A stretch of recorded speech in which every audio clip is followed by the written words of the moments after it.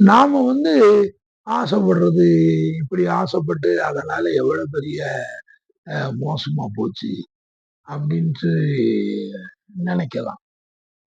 அதுக்கப்புறம் கோவப்பட்டுட்டோமே, இப்படி ஒரு வார்த்தைய பேசிட்டோமே, எல்லா இடங்கள்லயும் நிறைய தகராறுகளை பார்த்தீங்கன்னா, இந்த இன்னாச்சொல்னாலதான் வரும்.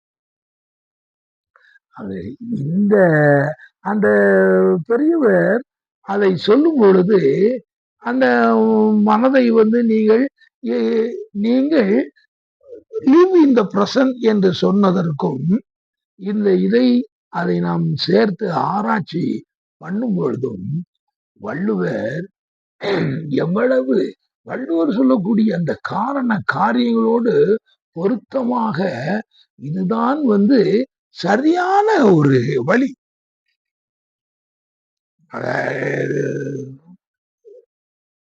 அதாவது இந்த பிரசன்ட்ல வாழுங்கிறது எல்லாம் சரிதான்.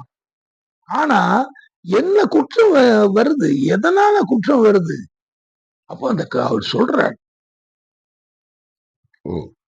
அழுக்காறு அவா வெகுளி இன்னாச்சல், இந்த குற்றம் வரும் பொழுது இதுகள் எல்லாம் அந்த மனம் வந்து மாசற்று இருக்கும் பொழுது, இவைகள் எல்லாம் அந்த மனம் மாசற்று இருக்கும்போது, அதுதான் வந்துகிட்டு மனத்துக்கண் மாசிலனாத அனைத்து அறன்னு சொன்னார்.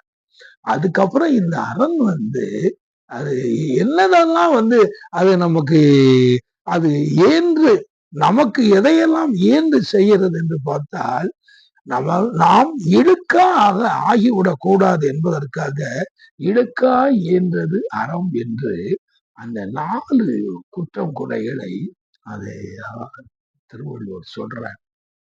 அதனால நண்பர்களே, நீங்களும் வந்து இந்த மாதிரி மனதுல வந்து சமாதானம் இல்லை, சஞ்சலமா இருக்கு அப்படின்னு ஆச்சுன்னா, இந்த 4ல 1 உங்களுக்கு வந்து உங்களை கஷ்டப்படுத்துது, உங்களுடைய கவனத்தை சிதறடிக்கு, நீங்கள் வந்து நல்ல வழியில போகாதபடிக்கு தடுக்குது.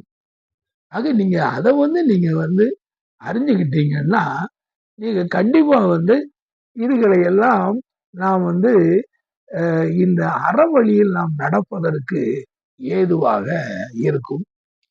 சரி, இன்னும் அடுத்தாப்புல நாம அடுத்த குரலை நாளைக்கு பார்ப்போம்.